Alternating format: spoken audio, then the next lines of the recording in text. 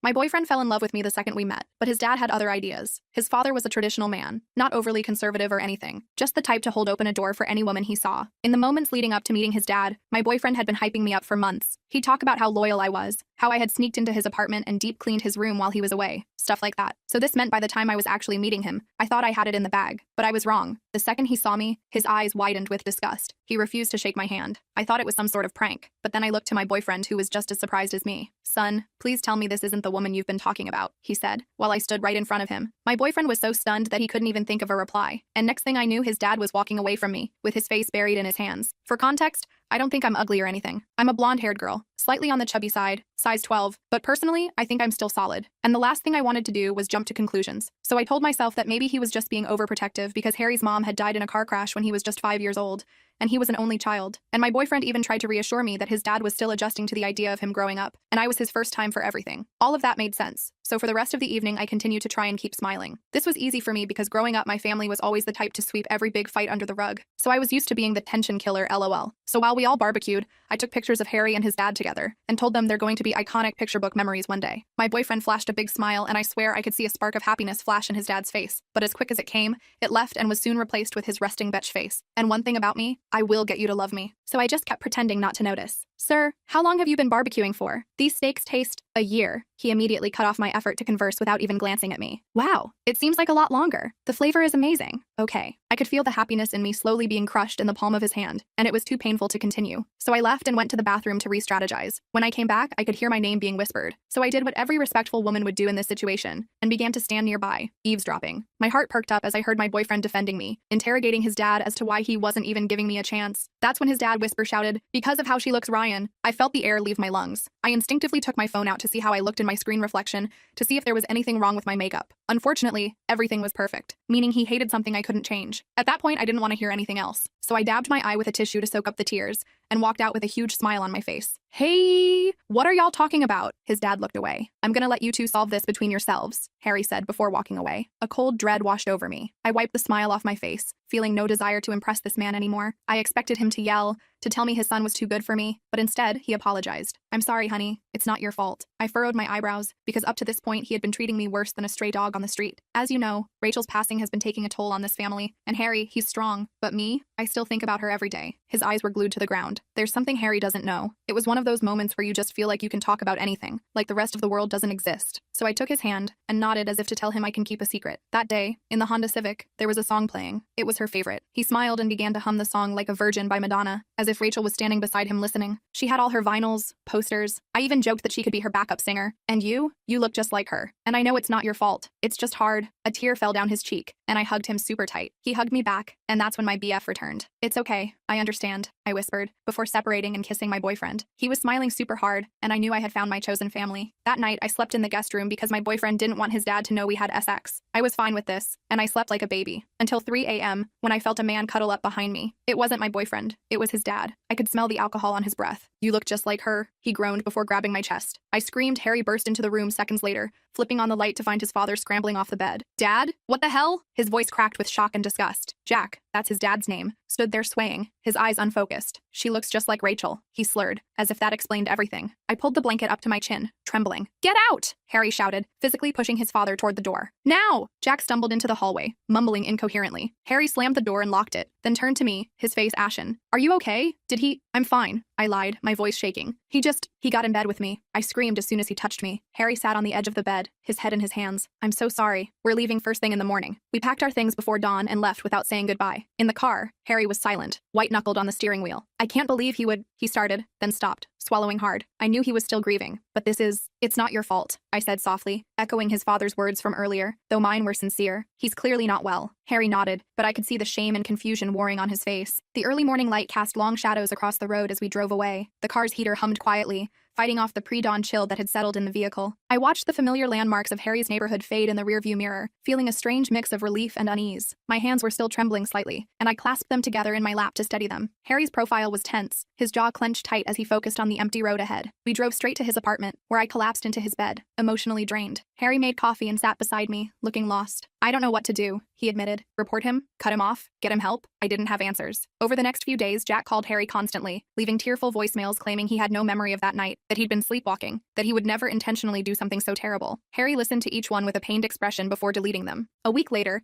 Jack showed up at Harry's apartment, sober and bearing a handwritten letter of apology addressed to me. He wants to make amends, Harry explained, holding the sealed envelope. Says he started AA. I took the letter reluctantly. Inside was a rambling apology, blaming alcohol and grief for his inappropriate behavior. He begged for forgiveness, for a second chance to be the father and father-in-law we both deserved. At the bottom, he'd written, I'm hosting a small family barbecue next Sunday. Please consider coming. I want to make things right. Harry watched me read it, his expression hopeful, yet guarded. We don't have to go, he assured me. It's completely up to you. Part of me wanted to tear up the letter and never see Jack again. But another part, the tension killer, the people pleaser, thought about Harry, caught between his girlfriend and his only living parent. Let's go, I said finally. But we're not staying overnight, and if he does anything weird, we leave immediately. The week leading up to the barbecue was tense. I found myself checking my phone constantly, half expecting another message from Jack. Harry seemed distracted, often staring into space during our conversations. At night, I would sometimes wake up to find him sitting at the edge of the bed, scrolling through old family photos on his phone. The letter from Jack remained on our kitchen counter, its presence a constant reminder of what had happened and what was to come. I practiced my everything is fine smile in the mirror each morning, determined to get through this for Harry's sake. Harry's Aunt Elaine was the first to greet us when we arrived at the barbecue. She pulled me into a hug that felt a bit too tight, her perfume overwhelming as she whispered, "So nice to finally meet the girl who's brought some happiness back into this family." The way she emphasized happiness made me uneasy, like she was trying to convince herself more than me. The backyard was decorated with string lights and a few folding tables covered in checkered tablecloths. About a dozen people milled around, most of them giving me curious glances when they thought I wasn't looking. Harry kept his hand firmly on the small of my back as he introduced me around, a protective gesture I appreciated. The afternoon sun hit down on the patio, making the air shimmer above the hot grill. The scent of charcoal and cooking meat filled the air, mingling with the sweet fragrance of freshly cut grass and the faint chlorine smell from a neighbor's pool. Condensation dripped down the sides of cold drink cans, leaving wet rings on the wooden tables. I could hear children laughing somewhere down the street, the distant sound of a lawnmower, and the gentle clinking of ice in glasses as people refreshed their drinks. "This is my cousin Bodhi," Harry said, nodding toward a tall man flipping burgers at the grill. "And that's his wife Martha." Bodhi gave me a friendly nod. "Heard a lot about you. Good things," he added quickly, as if he'd been coached on what to say. I spotted Jack across the yard, talking to an older woman. He looked different, sober, put together, his shirt neatly pressed. When he saw me, he hesitated before walking over, maintaining a respectful distance. "Thank you for coming," he said, his voice steady. I know it couldn't have been an easy decision. I nodded, not trusting myself to speak. Harry squeezed my hand. "I've set up a little table over there," his father continued, gesturing to a corner of the yard, away from the alcohol. I'm not drinking today, or any day, moving forward." "That's good," I managed to say. After we finished eating, Harry went to help Bodhi with dessert, leaving me alone at the table. His Aunt Elaine immediately slid into his vacant seat. "So," she said, her voice lowered, "you and Ryan have been together how long?" "About 8 months," I replied, noting her use of his first name. "And I usually call him Harry." She waved her hand dismissively. "He's always been Ryan to us. His mother picked that name." She studied my face intently. "You know, it's remarkable." "What is?" "The resemblance. Has Jack shown you pictures of Rachel yet?" I shook my head. "No, he just mentioned I look like her." Elaine's eyebrows shot up. "Just mentioned? Honey, you could be her twin. It's uncanny. When you walked in today, I thought I was seeing a ghost." My stomach tightened. I didn't realize it was that strong of a resemblance. "Oh yes," she said, leaning closer. "Same hair, same build, even the way you laugh. It's no wonder Jack was so affected when he met you." Her perfume was cloying, a heavy floral scent that seemed to grow stronger as she leaned toward me. I could see every detail of her face, the fine lines around her eyes, the slight smudge of lipstick on her front tooth, the way her pupils dilated as she studied my features. The wooden chair creaked beneath me as I shifted uncomfortably, trying to create some distance between us without being obvious. A bead of sweat trickled down my back, though I couldn't tell if it was from the heat or my growing anxiety. Before I could respond, Jack appeared behind her. "Elaine, stop bothering the poor girl," he said, his tone light but his eyes serious. "Why don't you help Martha with the coffee?" Jack sat down in her place. "I apologize for my sister," he said. "She doesn't always think before she speaks." "It's fine," I lied. "She was just curious." Jack nodded, his eyes never leaving my face. "I wanted to thank you again for coming today. It means a lot to Harry, to both of us." I forced a smile. "He says you're getting help." "Yes, 3 AA meetings already, and I've seen a grief counselor twice. It's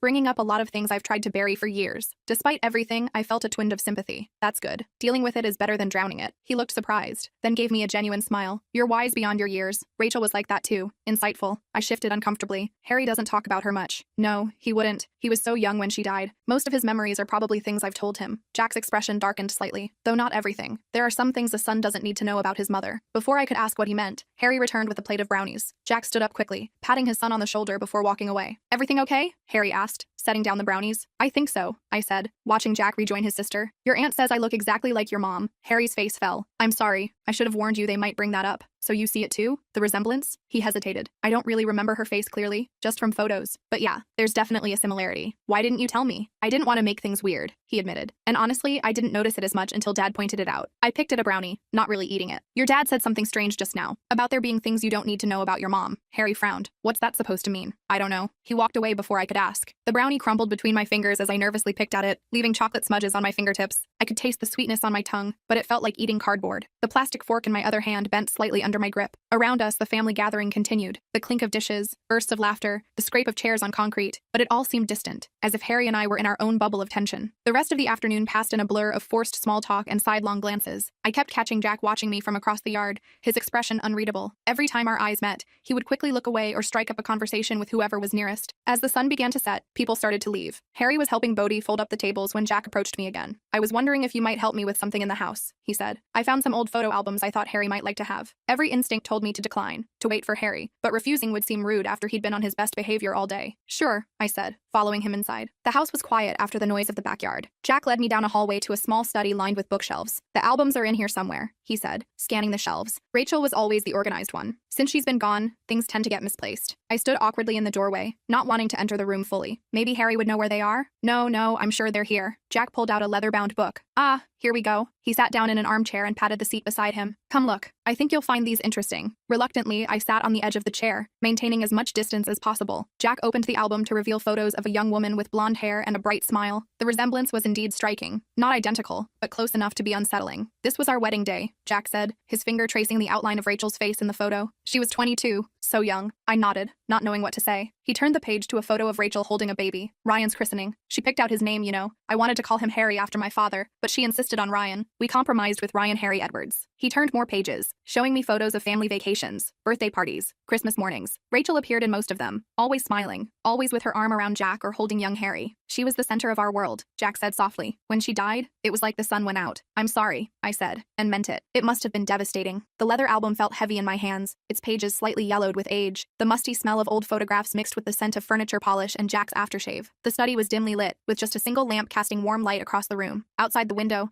the sky had turned a deep purple as twilight settled in. I could hear the distant sounds of Harry and Bodhi talking in the yard, their voices muffled through the closed window. The leather armchair creaked as I shifted my weight, trying to maintain some distance from Jack without being obvious. Jack closed the album suddenly. You know what's strange? In all these years, Harry has never asked me exactly how she died. He knows it was a car accident, but he's never wanted details. My heart rate picked up. Maybe it's too painful for him. Maybe. Jack set the album aside and reached for a box on a nearby shelf. Or maybe he's afraid of what he might learn. He opened the box and pulled out a small stack of papers. These are the police reports from the accident. I've kept them all these years, though I'm not sure why. I stood up abruptly. I should go find Harry. He's probably wondering where I am. Jack didn't seem to hear me. The official report says she lost control of the vehicle, crossed the center line and hit a tree, died instantly. He looked up at me, his eyes unnervingly intense. But that's not the whole story. Mr. Edwards, I really don't think she was leaving me, he said flatly. Packed a suitcase, took Ryan from school early. They found the suitcase in the trunk. I backed toward the door. I should go. She said I was controlling, that I didn't give her enough space. Jack laughed bitterly. Space. After everything I did for her, I gave her everything. My hand found the doorknob behind me. Harry's waiting for me. Jack stood up, the papers clutched in his hand. You're not going to leave me too, are you? Not when we're just getting to know each other. Dad? Harry's voice called from down the hall. Are you guys in there? Relief flooded through me. We're in here, I called back, not taking my eyes off Jack. My heart pounded so loudly I was sure Jack could hear it. The cool metal of the doorknob pressed against my palm, slick with my nervous sweat. The floorboards beneath me creaked as I shifted my weight, ready to bolt if necessary. The air in the room felt thick and oppressive, making it difficult to breathe. I could feel a trickle of cold sweat running down my spine, and my mouth had gone completely dry. The police reports in Jack's hand trembled slightly, the papers making a soft rustling sound in the otherwise silent room. Jack's demeanor changed instantly. He set the papers down and smiled as if our conversation had been perfectly normal. In the study, son. Just showing your girlfriend some old photos. Harry appeared in the doorway, looking between us with concern. Everything okay? Fine, I said quickly. Your dad was just showing me some family albums. Harry's eyes fell on the police reports on the desk. What are those? Jack casually placed the photo album on top of them. Just some old paperwork. Nothing important. He clapped his hands together. Well, I think that's enough reminiscing for one day. You two should probably get going before it gets too late. The drive back to Harry's apartment was quiet. I could tell he wanted to ask what had happened in the study, but something held him back. It wasn't until we were inside that he finally spoke. What did he say to you? You look shaken. I sank onto his couch. He showed me pictures of your mom. We do look alike. Harry sat beside me. And he started talking about her her death, said she was leaving him when she crashed, that there was more to the story than you knew. Harry's face paled. What? He had police reports. He said she packed a suitcase and took you from school early that day. He shook his head. That's not. He always told me she was coming home from the grocery store. I think he was about to tell me more, but then you showed up. Harry ran his hands through his hair. This doesn't make sense. Why would he lie about how she died? I don't know, I said gently, but maybe you should ask him. No, Harry said firmly. I don't want to talk to him about this. Not yet. The couch cushions sagged beneath us, the fabric rough against my bare legs. Harry's apartment was quiet except for the soft hum of the refrigerator and the occasional car passing on the street below. The ceiling fan spun lazily overhead, circulating the cool air and creating subtle shadows that danced across the walls. I could smell the faint scent of Harry's cologne mixed with the lingering aroma of coffee from that morning. My throat felt tight, and I reached for the half-empty water glass on the coffee table, the cool liquid soothing my parched mouth. That night, I dreamed of Rachel in the Honda Civic, like a virgin, playing from the speakers as she drove frantically down a winding road, tears streaming down her face. A suitcase sat in the passenger seat, and in the rearview mirror, I could see a young boy, Harry, sleeping in the back seat. I woke up gasping. The image of her terrified face burned into my mind. The next morning, Harry was quiet, lost in thought. I knew he was processing what I'd told him about his mother. I think I should go home for a few days, I said over coffee. Give you some time to think. Harry looked up, alarmed. You don't have to do that. I want you here. I know, but this is a lot to process. And honestly, I could use some space too. He nodded reluctantly. Okay, but promise you'll answer if I call? Of course. The morning light streamed through the kitchen window, casting long rectangles of sunshine across the worn linoleum floor. Steam rose from our coffee mugs, creating swirling patterns in the air before dissipating. The refrigerator hummed in the background, occasionally making a clicking sound as the motor cycled. I traced the rim of my mug with my finger, feeling the smooth ceramic and the warmth that radiated from it. Harry's face looked pale and drawn in the harsh morning light, with dark circles under his eyes suggesting he'd barely slept. The clock on the microwave blinked 8:37, reminding me I needed to pack soon if I wanted to catch the bus back to my place. Inside my apartment, I finally felt like I could breathe. As I was drying off after a shower, my phone buzzed with a text from an unknown number. I enjoyed our talk yesterday. There's more you should know. Jack. My blood ran cold. How had he gotten my number? I showed the message to my roommate Autumn, who had just gotten home from work. That's creepy, she said, frowning at my phone. How did he even get your number? I have no idea. Harry must have given it to him. Are you going to reply? I stared at the message. Number, I'm going to block this number. But curiosity nagged at me. What more was there to know about Rachel's death? The next day, another text came from a different unknown number. Please don't ignore me. Ryan deserves to know the truth about his mother. Meet me at the cafe on 5th Street tomorrow at 2 p.m. Jack. I blocked that number too, my hands shaking. This was getting out of hand. I called Harry immediately. Your dad is texting me from different numbers. He wants to meet up to talk about your mom. What? I never gave him your number, Harry said, sounding genuinely confused. Block him. I'll call him and tell him to stop. An hour later, Harry called back. He claims he's not texting you. Says his phone is right in front of him and he hasn't sent any messages. He's lying, I insisted. I have the texts right here. I believe you, Harry said quickly, but he seemed really confused, almost concerned. A chill ran down my spine. Harry, something's not right. This whole situation feels wrong. I know. Listen, I've been thinking about what you told me, about my mom leaving him. I called my Aunt Elaine to ask if she knew anything about it, and she got really weird. Said I should talk to my dad, that it wasn't her place, but she did say that my mom and dad had been fighting a lot before she died. I paced my living room. Harry, I think you need to find out what really happened that day. I know. I'm going to his house tomorrow to talk to him. Will you come with me? Every instinct told me to say no, but I couldn't let Harry face this alone. Yes, but we meet him in public, not at his house. My apartment felt like a sanctuary and a prison all at once. The familiar surroundings, my collection of throw pillows, the string lights around my bedroom window, the stack of half-read books on my nightstand, offered comfort, but I couldn't shake the feeling of being watched. I checked the locks twice before going to bed and kept my phone within arm's reach all night. The texts from Jack, or whoever was pretending to be him, had left me jumpy and paranoid. Every notification sound made me flinch, and I found myself constantly looking over my shoulder when I was outside. The weight of Rachel's story, what I knew and what I still didn't know, pressed down on me like a physical presence. We arranged to meet Jack at a restaurant the following afternoon. I arrived early with Harry, both of us too nervous to eat. When Jack walked in, he looked surprised to see me. I didn't realize you were joining us, he said, sliding into the booth across from us. I asked her to come, Harry said firmly. Dad, I need to know the truth about Mom, about the day she died. Jack's face hardened. What brought this on? You did, I said, when you showed me those police reports and told me she was leaving you. Jack looked genuinely confused. What are you talking about? I never showed you any police reports. Yes, you did. In your study, after the barbecue. We looked at photo albums, Jack said slowly, but I never mentioned police reports or her leaving me. Why would I say that? Harry looked between us, confusion evident on his face. One of you is lying. I'm not lying, I said, my voice rising. You've been texting me too, asking to meet up to talk about Rachel. Jack pulled out his phone. Check my messages. There's nothing to you. You used different numbers, I insisted. I have the texts. I pulled out my phone to show him, but to my horror, the messages were gone. All of them, vanished from my blocked messages folder. This isn't possible, I whispered. They were right here. Jack's expression softened with concern. Are you feeling all right? You seem stressed. Don't do that, I snapped. Don't try to make me sound crazy. Harry put his hand on my arm. No one thinks you're crazy, but something strange is happening here. The restaurant buzzed with lunchtime activity around us. The clatter of silverware, the murmur of conversations, servers weaving between tables with trays balanced on their palms. Our booth was in the back corner, partially secluded but still visible to other diners. The vinyl seat squeaked beneath me every time I shifted position. The laminated menu in front of me remained untouched, its plastic surface slightly sticky. A ceiling fan spun lazily overhead, occasionally causing the hanging light fixture to sway slightly. I could smell the greasy aroma of fried food from the kitchen, mixed with the sharp scent of cleaning solution from a recently wiped table nearby. Jack sighed heavily. Harry, the truth is, your mother and I were having problems before she died, but she wasn't leaving me. We were in counseling, trying to work things out. Then why was she driving that day? Where was she going? Harry pressed. She was picking you up from a play date. It was raining. The roads were slick. Jack's voice cracked. It was just a terrible accident. I didn't believe him. Something in his eyes, the way he carefully chose his words, it felt rehearsed. What about the Madonna song? I asked. You said it was playing when she crashed. Jack nodded. Yes, they found the cassette in the player. It was her favorite. And the Honda Civic? Was there a suitcase in it? Jack's eyes narrowed slightly.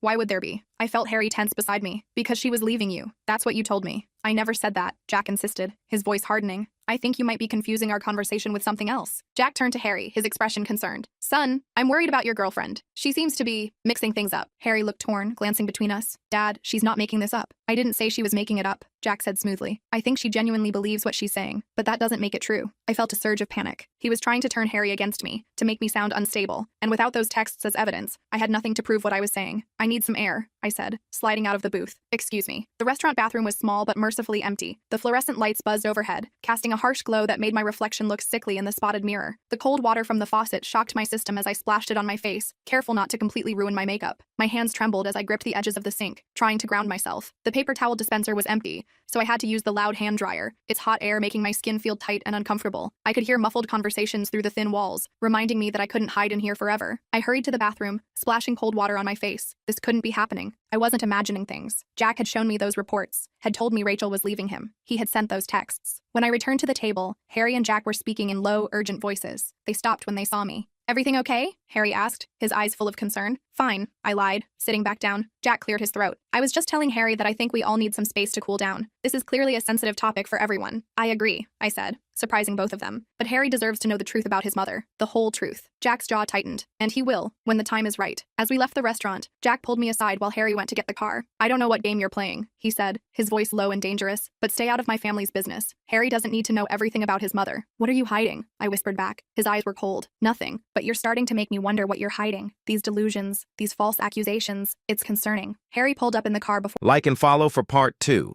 Just kidding, assholes, we fucking hate part 2s just as much as you do. Due to the high volume of video requests, priority will go to those that subscribe to my YouTube. Thank you, love you.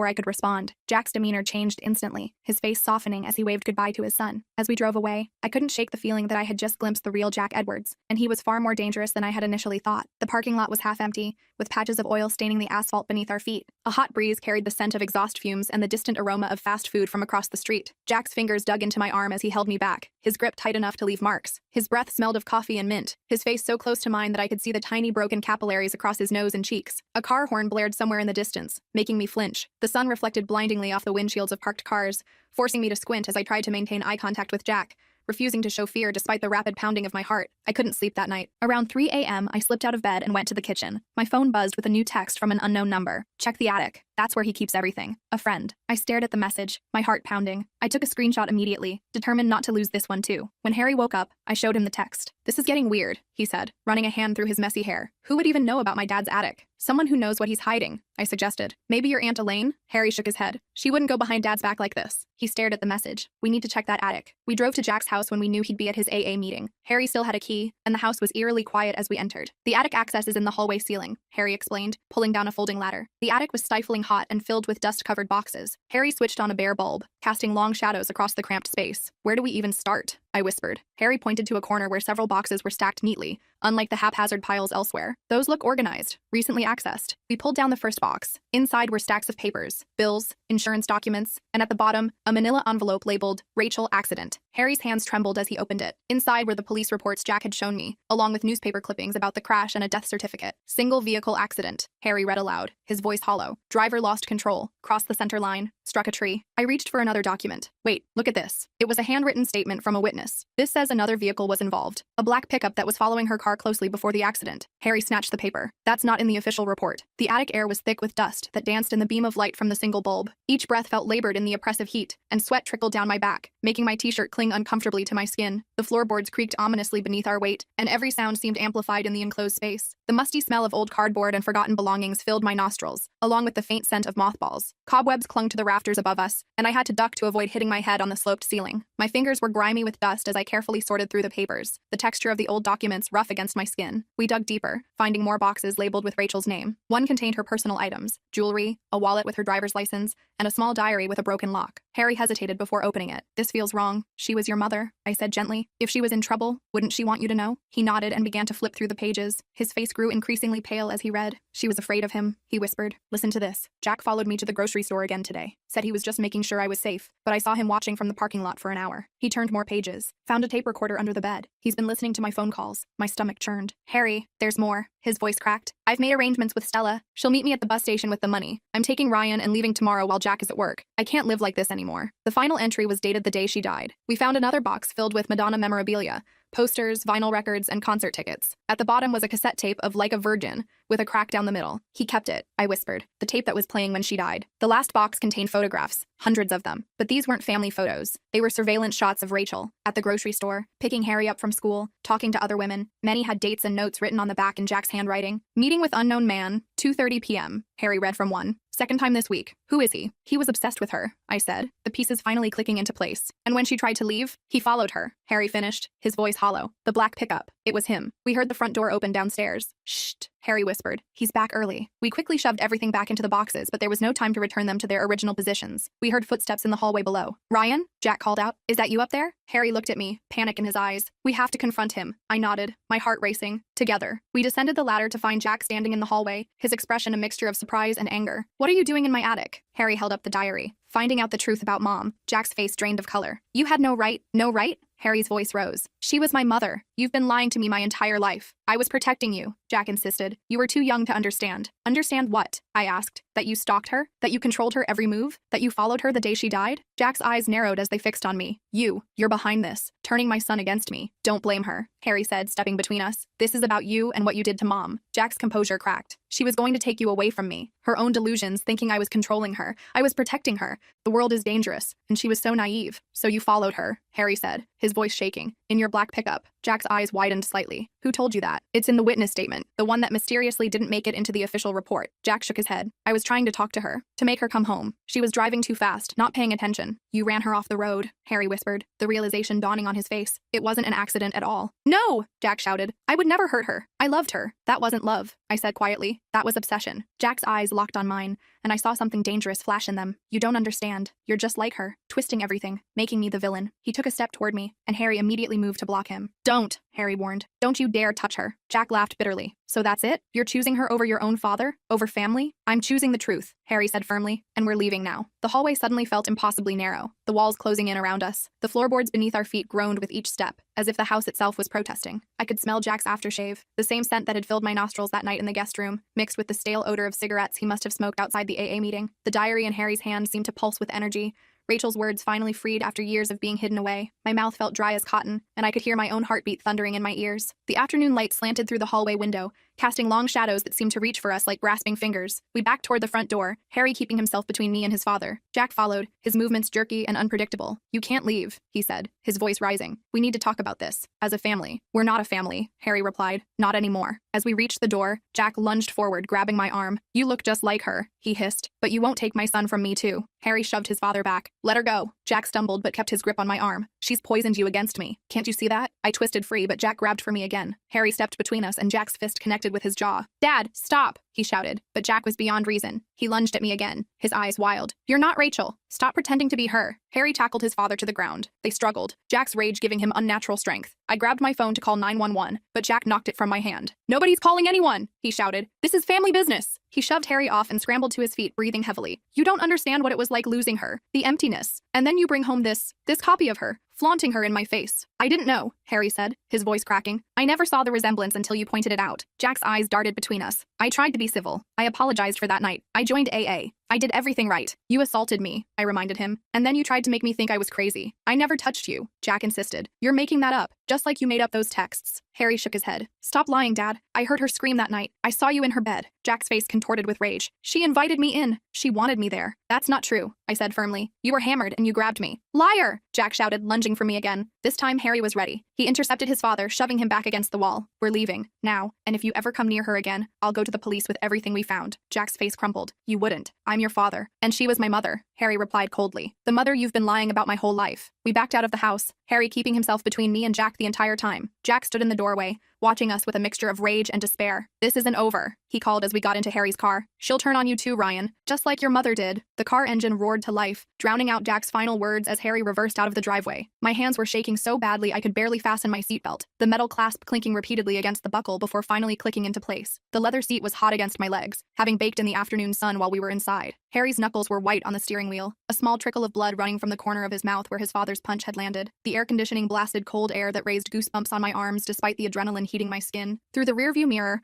I could still see Jack standing in the doorway, his figure growing smaller as we sped away, but his presence still looming large in our minds. 3 months later, we were settling into our new apartment in a city 3 hours away. The police investigation into Rachel's death had been reopened based on the evidence we provided. Jack was facing charges of evidence tampering and obstruction of justice, though proving his direct involvement in the crash after all these years would be difficult. Harry had started therapy to process the truth about his mother and his father's betrayal. Some days were harder than others, but he was healing. As for me, I'd cut and dyed my hair, partly as a symbolic fresh start, partly to sever the connection to Rachel's appearance that had triggered so much chaos. Harry had been supportive, assuring me he loved me for who I was, not who I resembled. We were unpacking the last of our boxes when Harry pulled out a small vinyl record. I saved this from my dad's attic, he explained. It was my mom's favorite Madonna album. I smiled, taking it from him. Are you sure you want to keep it, after everything? Yeah, he said softly. I want to reclaim some of her, the real her, not the version my dad created. He hesitated. Would you listen to it with me? I've never actually heard it all the way through. I nodded, setting up the portable record player we'd bought at a thrift store. As Madonna's voice filled our new living room, Harry pulled me into a gentle dance. Thank you, he whispered against my hair. For what? For believing in yourself when everyone else was trying to make you doubt. For helping me find the truth. I rested my head on his shoulder, swaying to the music. We found it together. Our new apartment was small but bright, with large windows that let in streams of afternoon sunlight. The hardwood floors creaked pleasantly beneath our feet as we danced, and the faint smell of fresh paint still lingered in the air. Outside, the sounds of the city provided a constant background hum. Car horns, distant conversations, the occasional siren. The vinyl record crackled slightly as it spun, adding a warm, nostalgic quality to Madonna's voice. My newly dyed hair felt lighter, both physically and symbolically, as Harry's fingers gently brushed through it. The moving boxes stacked against the wall reminded us that this was a new beginning, a fresh chapter we were writing together, far from the shadows of the past. That night, I dreamed of Rachel again, but this time she wasn't in the car. She was standing in a sunny garden, smiling. She didn't speak, but her eyes were peaceful. When I woke up, I felt a sense of closure I couldn't explain. Harry was already awake, making coffee in our tiny kitchen. Good dream? He asked, noticing my expression. Yeah,